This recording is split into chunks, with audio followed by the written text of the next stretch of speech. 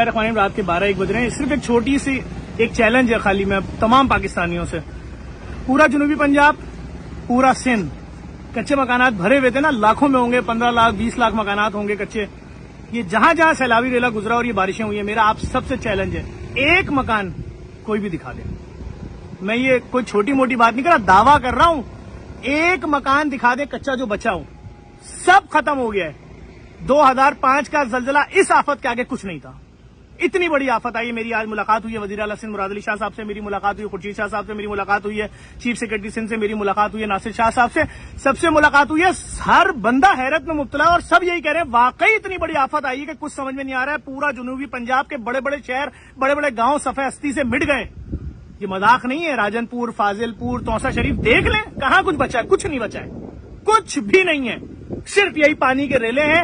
آپ پہاڑوں کے منظر دیکھیں گے آپ دنگ رہ جائیں گے، بولیں گے پہاڑوں پہ چونٹیاں ہیں. نہیں، انسان ہے.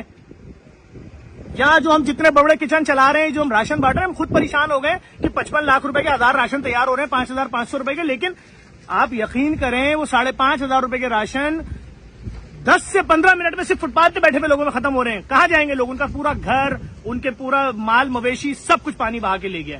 صرف اتنی سی گزارش کروں گا، اگر کسی نے دیکھا ہے نا کوئی کچا مکان کوئی جھوپڑی ووپڑی نہیں ہوتی تھی، پورا مکان ہوتا تھا، سب ختم ہو گیا بھائی. لوگوں کی پکی چھتیں گر رہی ہیں.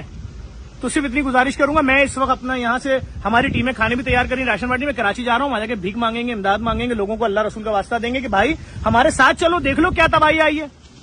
ہم جتنا بلوچستان میں کر سکتے ہیں وہاں بھی کر رہے ہیں، کروڑوں روپے کا راشن بانٹ رہے ہیں. ابھی جب میں نکل رہا تھا میرے پاس فون آیا بیریا ٹاؤن کے جو کنٹری ہیڈ ہیں شاہد قریشی صاحب کا، ظفر کتنے ٹرک راشن چاہیے؟ میں نے کہا شاہد صاحب راشن تو میں کر لوں گا، اس وقت خیمے لوگ اپنا سر کیسے چھپائیں گے؟ ہماری اوقات نہیں کہ ہم 50,000 یا 1 لاکھ روپے کا خیمہ خرید سکیں. انہوں نے کہا ٹھیک ہے ظفر، کل سے تم خیموں کے ٹرک ریسیو کرو، ہم روانہ کر رہے ہیں. اگر ان جیسے لوگ، جیسے یہ بیریا ٹاؤن کے کنٹری ہیڈ شاہد قریشی صاحب نے یہ اسٹیپ لیا، اور دیگر بلڈر، سرمایہ دار، پیسے والے لوگ جڑیں.